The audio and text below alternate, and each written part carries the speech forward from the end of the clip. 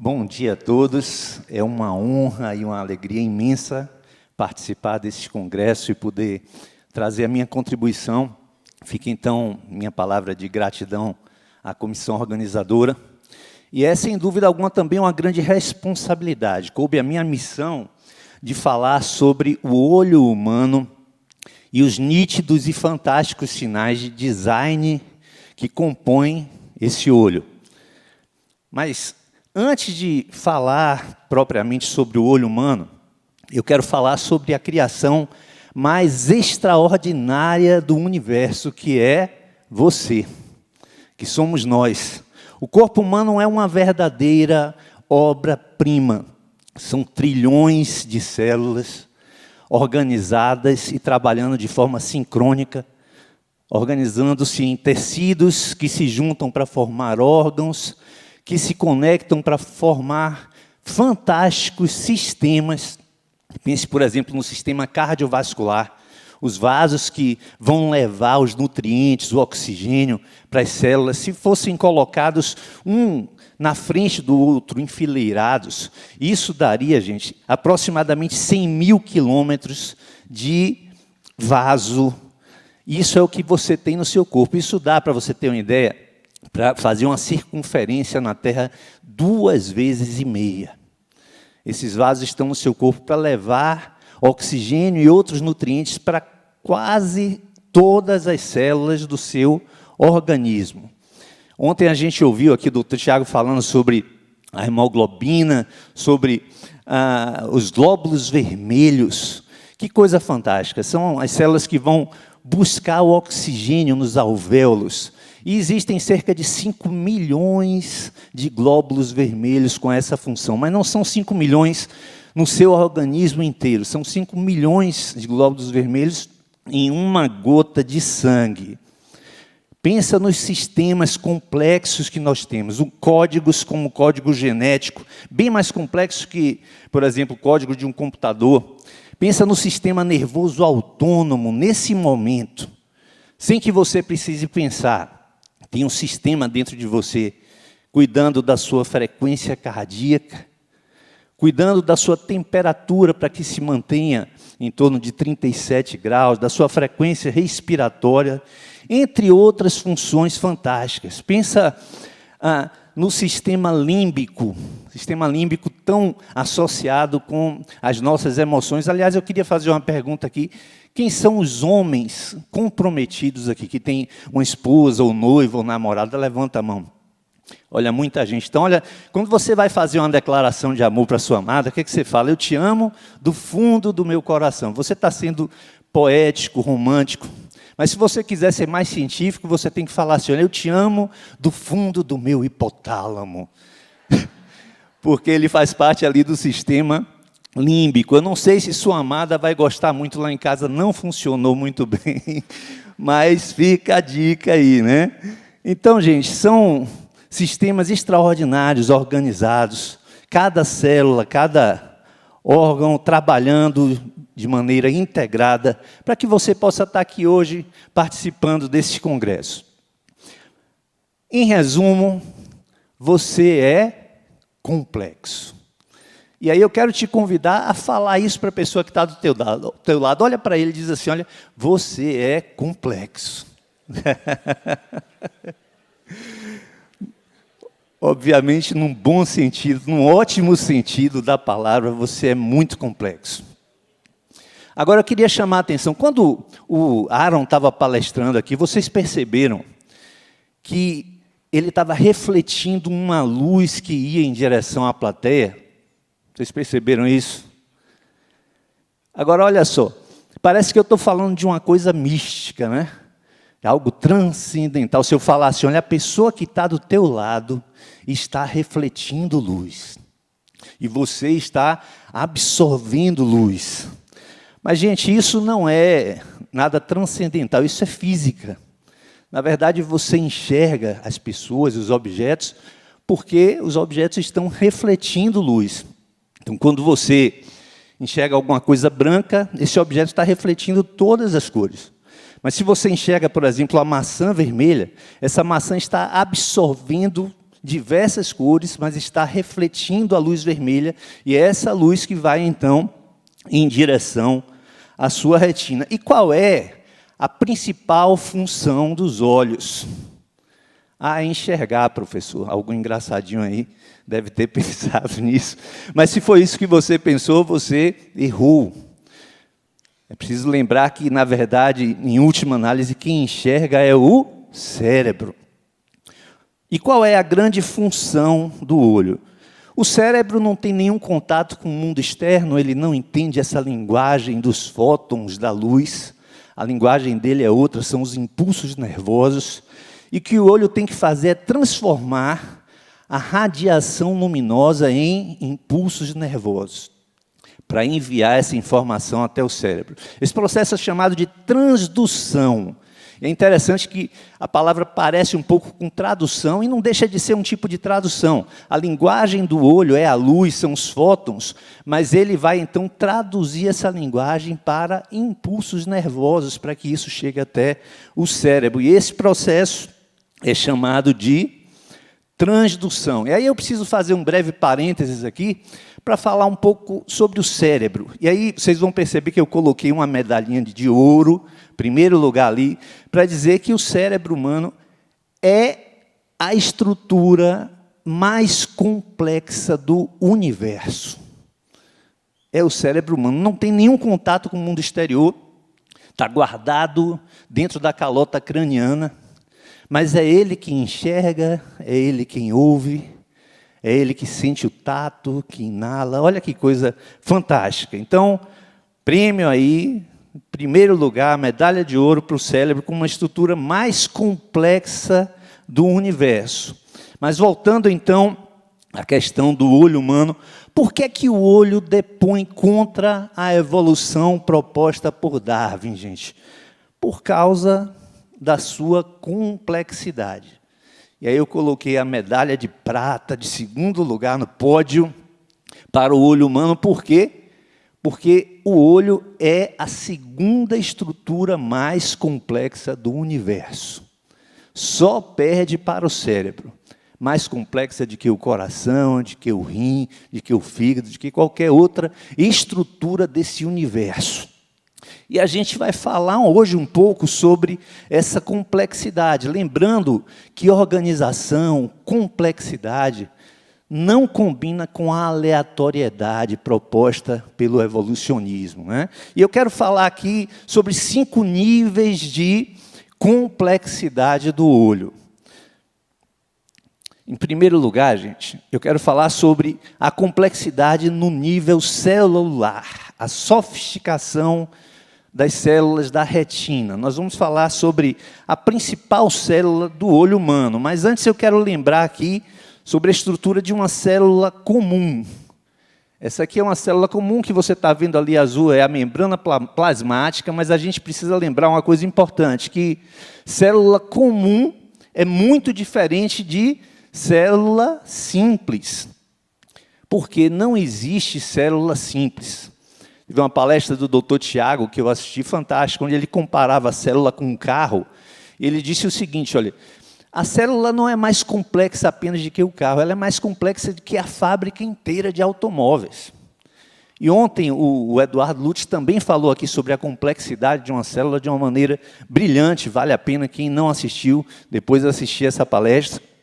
Então, a célula em si, com todas as suas organelas, já tem uma extrema complexidade. Mas quando falamos do cone, que é a principal célula da nossa retina, do nosso olho humano, nós vamos ver que a complexidade ainda aumenta muito. Então, nós vamos ver aqui o desenho de um cone, que é bem diferente daquela célula comum. E o cone é a célula especializada da retina, responsável pela visão de cores, responsável pela sua visão central. E a gente vai ver um pouquinho da complexidade dessa célula. Nós vemos que na parte superior, o segmento externo, existem discos membranosos. E é nesse local que vai acontecer a mágica, a transdução sobre a qual falamos. Na outra extremidade temos o terminal sináptico, que vai enviar, então, essa informação para outras células até que essa informação chegue até o cérebro. E o que é que acontece, gente, nesse segmento externo, nesses discos membranosos? Vamos observar mais de perto um disco membranoso desse. Esses discos eles vão sendo usados, gastos e vão sendo repostos pela membrana plasmática, né? Cada disco desse vai durar aí alguns dias. E dentro dele temos pigmentos fotossensíveis, as fotopsinas.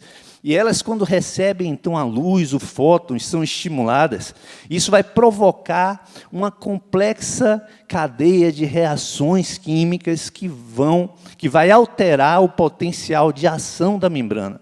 E aí, então, começar o impulso nervoso. Aconteceu a transdução. Então, aquilo que era energia luminosa já se transformou em um impulso nervoso. E essa informação será passada adiante até chegar no cérebro. Uma outra coisa muito interessante sobre os cones é que existem diferentes tipos de cones que são estimulados por diferentes comprimentos de ondas de luz. Então, temos vendo ali os cones L, M, C, sensíveis à cor vermelha, verde, azul. E por que nós enxergamos uma diversidade tão grande de cores? Cerca de 1 milhão de diferentes tonalidades. São diferentes percentuais de estímulo para cada um tipo dessas células. Então, quando você olha para um objeto, ele vai estimular X% das células vermelhas, Y% das células verdes, K% das células azuis. E aí é esse percentual diferente para cada objeto que você olha que vai provocar as diferentes tonalidades de cores. Veja que coisa complexa e extraordinária. Então, nós vimos aí a complexidade no nível celular. E agora eu quero falar sobre o segundo ponto, que é uma complexidade no nível anatômico e histológico. Vamos falar sobre a organização e diversidade dos tecidos e estruturas do olho. Vejam que coisa extraordinária. Eu escolhi a própria retina para exemplificar e trazer um pouco aí dessa complexidade. Em qualquer pessoa que nós formos fazer um exame de fundo de olho e que tiver um olho normal, nós vamos encontrar sempre essas estruturas.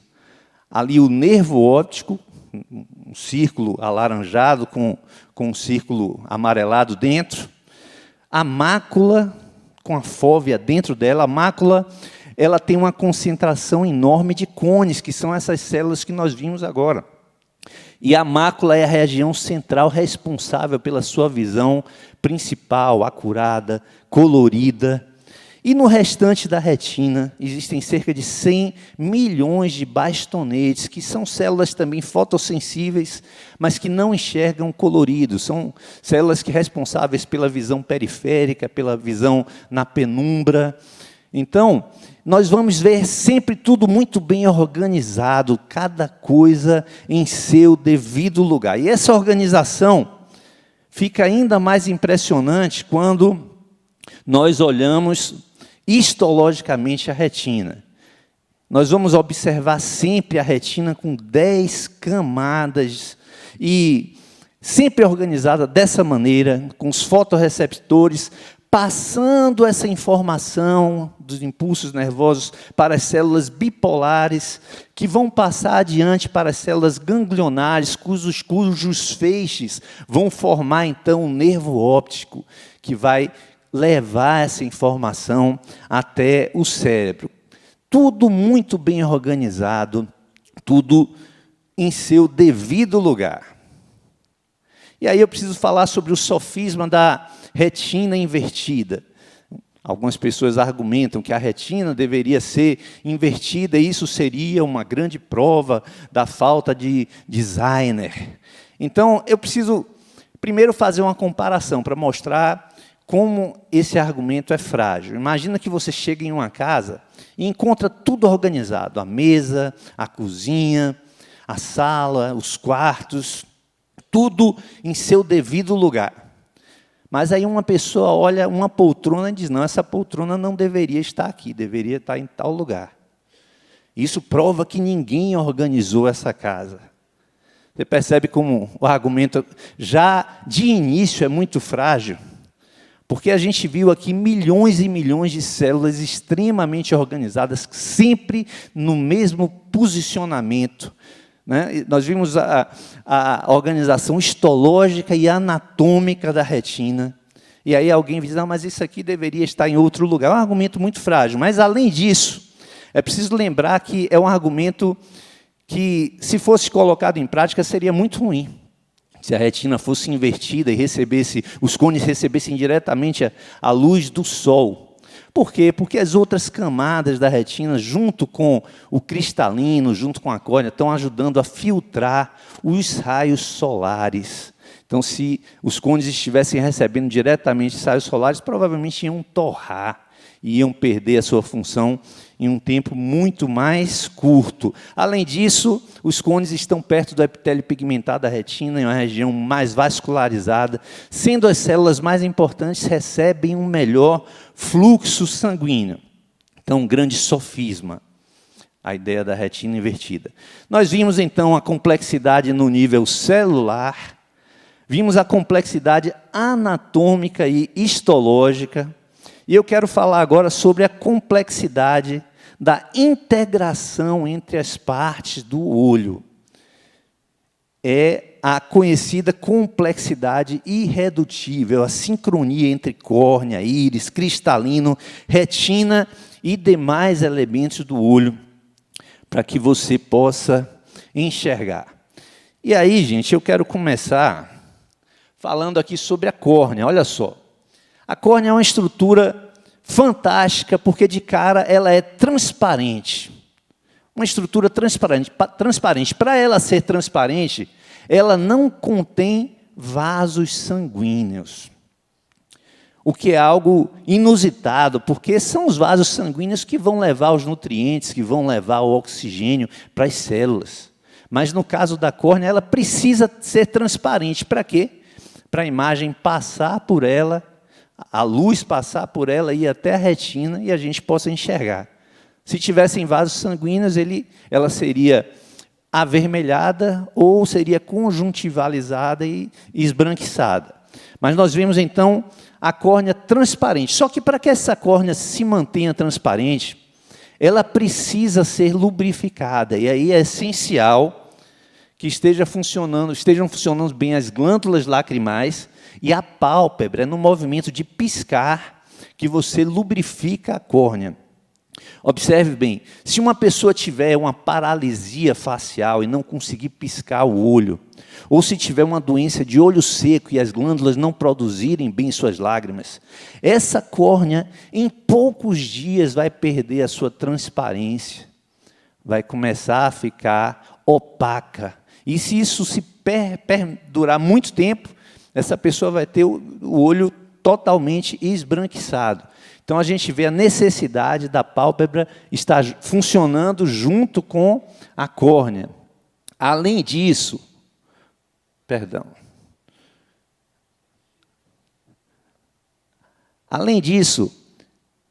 qual é a grande função da córnea? Ser transparente. É permitir que a imagem passe para que ela chegue até a retina, e daí a informação seja levada até o cérebro. De que adiantaria, gente?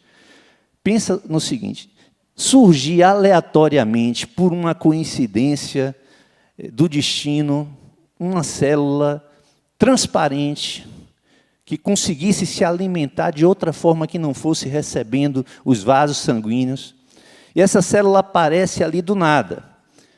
Primeiro, como ela se manteria assim, se não tem a lubrificação da pálpebra? Segundo lugar, qual seria a grande função dessa célula, se não tem a retina para receber a imagem, se não tem o nervo óptico para levar essa imagem até o cérebro? Vocês percebem como está tudo interconectado? Não daria em uma proposta evolucionista para surgir somente a córnea, ela não teria função nenhuma, nem conseguiria se manter. Assim como não adiantaria surgir somente a retina, se não tem uma córnea transparente para a luz chegar até ela. Então, eu quero trazer aqui alguns exemplos práticos. Nós vemos aqui, nesse primeiro caso, uma situação de descolamento de retina. E essa pessoa não está enxergando, é cega. Mas se você fizer um exame do olho, você vai ver uma córnea normal, as pálpebras normais, o nervo óptico normal, mas essa pessoa não enxerga. Por quê? Porque a retina não está funcionando. Vocês percebem como há uma necessidade de tudo estar funcionando bem, de forma integrada? Aqui, nesse caso, nós vemos um nervo óptico adoecido. E ele não consegue levar essa informação até o cérebro. Mas quando você olha esse olho, essa pessoa tem uma córnea normal, a retina está toda coladinha, tudo funcionando bem, mas essa pessoa não enxerga. Por quê? Porque o nervo óptico está adoecido. E aqui o terceiro caso é uma córnea que perdeu a transparência e foi conjuntivalizada. Se alguém fizer uma ultrassonografia desse olho, vai encontrar a retina aplicada, normal, vai encontrar o nervo óptico também, todo preparadinho para receber a imagem. Mas essa pessoa não enxerga, por quê? Porque sua córnea está adoecida. Então, o que é que a gente vê? Essas partes só funcionam se estiverem trabalhando de forma interconectada. Não funciona e não daria certo aparecer aleatoriamente uma dessas estruturas. Não teria função nenhuma e nem conseguiria se manter por muito tempo. Essa é a complexidade irredutível. Tá claro aí, gente? Então, falamos aqui sobre a complexidade no nível celular, a complexidade anatômica, histológica, a complexidade na integração entre as partes do olho. E vamos para o nosso quarto ponto, a complexidade da coordenação binocular.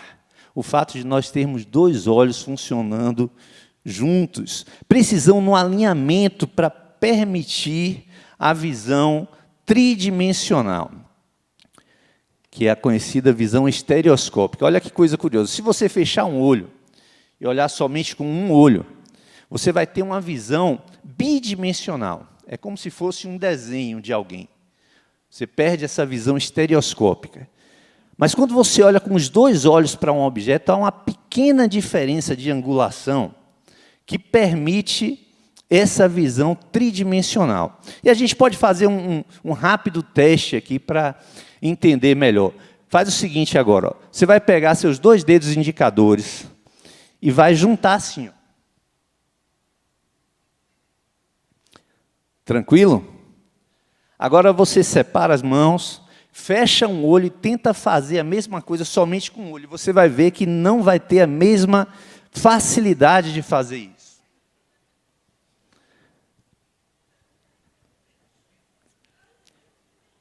Deu para perceber? Você perdeu a visão estereoscópica. Agora, para que essa visão seja estereoscópica, tridimensional, é preciso que essa angulação seja perfeita. Se a angulação fosse um pouquinho diferente, o que é que iria acontecer? A pessoa teria uma visão dupla. E com a visão dupla, o cérebro ia escolher um dos olhos. Eu não tenho como receber duas imagens aqui. Escolhe um e esse olho seria bom. O outro olho desenvolveria uma doença e enxergaria muito mal por uma conexão ruim com o cérebro. Então, primeiramente a pessoa teria diplopia, uma visão dupla, e depois um dos olhos ia ficar deficiente. Mas isso não acontece por quê? Porque existe uma angulação perfeita entre os olhos. Que maravilha, né?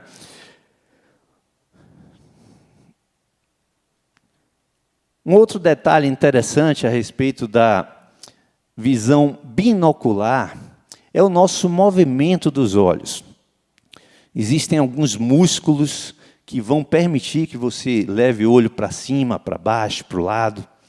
Agora, olha que coisa interessante. Quando você olha para cima ou para baixo, os músculos semelhantes de cada olho vão funcionar. Então, o reto superior, o reto inferior, vão lhe ajudar a fazer esse movimento para cima e para baixo. O mesmo músculo, o músculo reto superior dos dois olhos ou o reto inferior dos dois olhos. Mas quando você olha para o lado, já acontece algo muito diferente.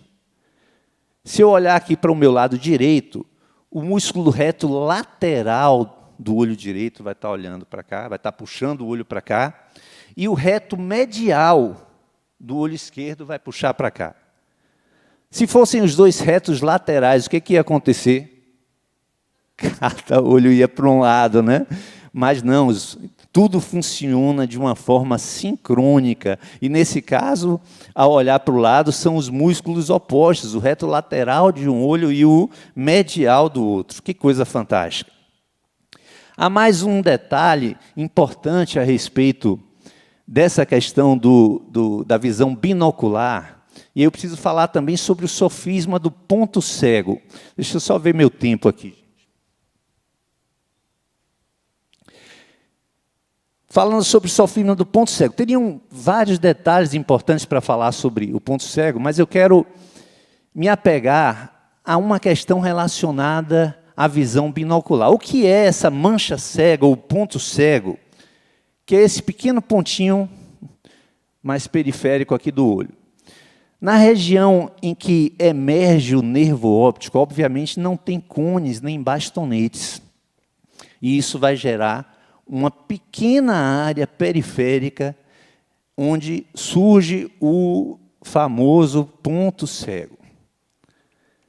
E isso, algumas vezes, é usado também pelos naturalistas para dizer, olha aí, olha que falha no design. Mas tem um detalhe que eu quero chamar a atenção para você. A área que é ponto cego no seu olho direito não é ponto cego no olho esquerdo. E vice-versa. O ponto cego do olho esquerdo não é ponto cego no olho direito. Sabe o que isso significa? Que em uma situação normal, quando alguém está olhando com os dois olhos sadios, não existe ponto cego. Não existe mancha cega. Olha que coisa. Isso ninguém fala, né? Então, nós vemos aqui mais algo extremamente sofisticado do design do olho humano para que não surja essa mancha cega. Então, nós vimos aqui a complexidade no nível celular, no nível anatômico, no nível histológico. Mas eu quero complementar aqui com o quinto ponto, gente, falando sobre a complexidade da interação do olho com os demais sistemas do corpo humano. E aí, a gente vai falar sobre a integração do sistema visual com o sistema cardiovascular, sistema nervoso, né, e outros sistemas do organismo. Falando inicialmente aqui sobre o sistema nervoso, na verdade, nós já comentamos. Quem enxerga, em última análise, é o cérebro. O olho está ali para enviar, através da transdução, essa informação para o cérebro. Então, não adiantaria ter um olho sem ter um sistema nervoso e o cérebro para receber essa informação e assim você enxergar, né? Mas, ao mesmo tempo, a gente lembra que o cérebro, o sistema nervoso também vai inervar o olho, que vai permitir que você movimente os seus olhos para um lado, para outro, que vai permitir que a sua pupila se feche, se abra, para controlar a quantidade de luz que entra. Então, um ambiente mais iluminado, o que acontece? A pupila se fecha. Isso tem nervo ali funcionando para provocar esse fechamento da pupila. Mas se você vai para um ambiente de penumbra, pouca luz, e aí o que acontece? A pupila se abre. Tudo isso tem relação com a inervação dos olhos. Sistema cardiovascular.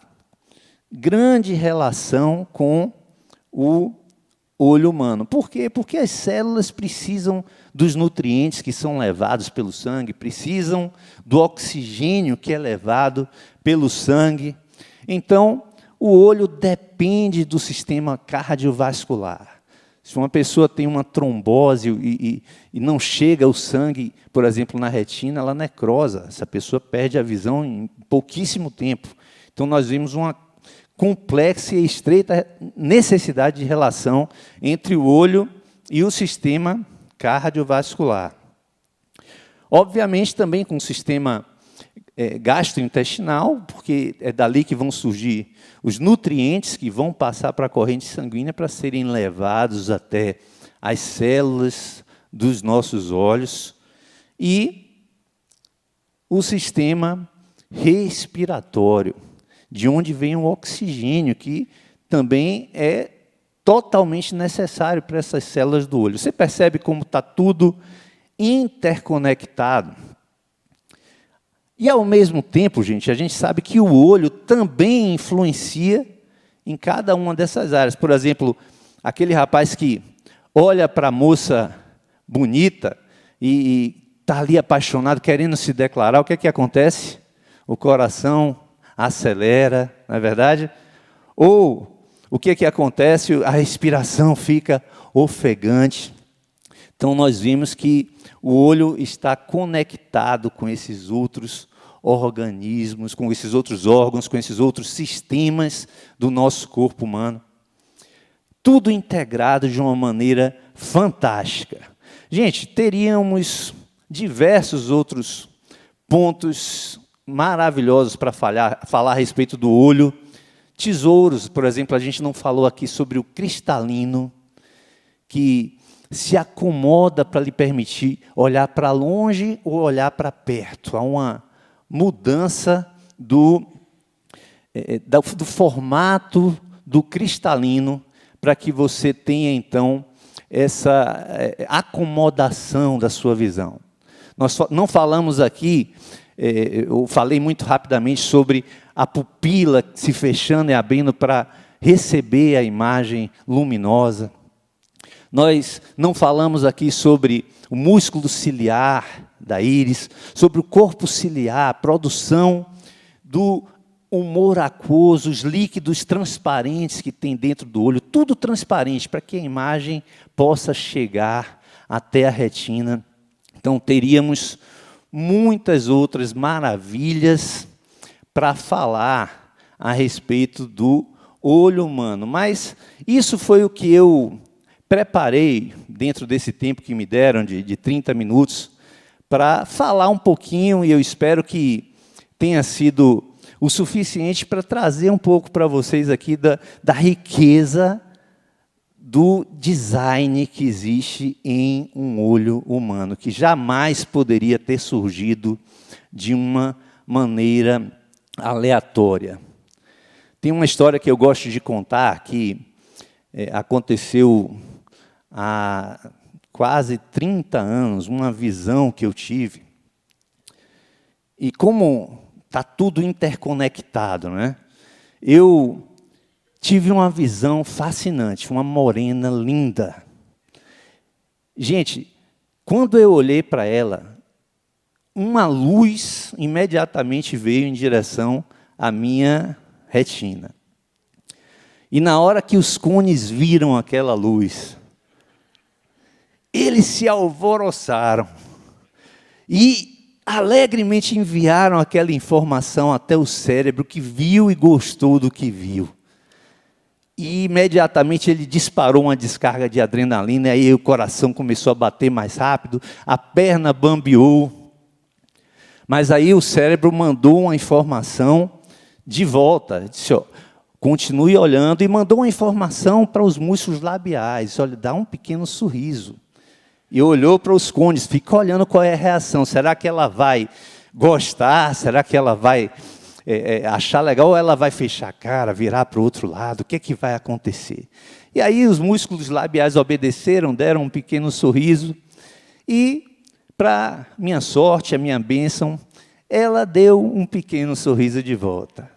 E aí os cones se alvoroçaram, mandaram a informação para o cérebro, e o cérebro aí deu uma ordem para as pernas, ó, vocês têm que tomar coragem agora e ir até lá, para de balançar e vai até lá. E se conectou com a outra parte do cérebro, responsável pela fala, disse, agora é com você, tu vai lá e puxa um papo, vê o que é que você faz. E aí, gente, conversa vai, conversa vem, nós temos hoje 27 anos de casados, E essa pequena história é só para mostrar a conexão do cérebro com as outras partes do corpo humano. Eu quero terminar dizendo que você é extremamente, maravilhosamente, fantasticamente complexo. Você é complexo. E essa complexidade não surgiu de forma aleatória. Essa complexidade surgiu por causa de um designer. Absoluta necessidade de um designer para que o nosso olho, medalha de prata, segunda estrutura mais complexa do universo, possa estar funcionando e funcionando bem. Então, eu quero encerrar aqui minha palestra agradecendo do fundo do meu hipotálamo, não, do fundo do meu coração mesmo. Muito obrigado a todos.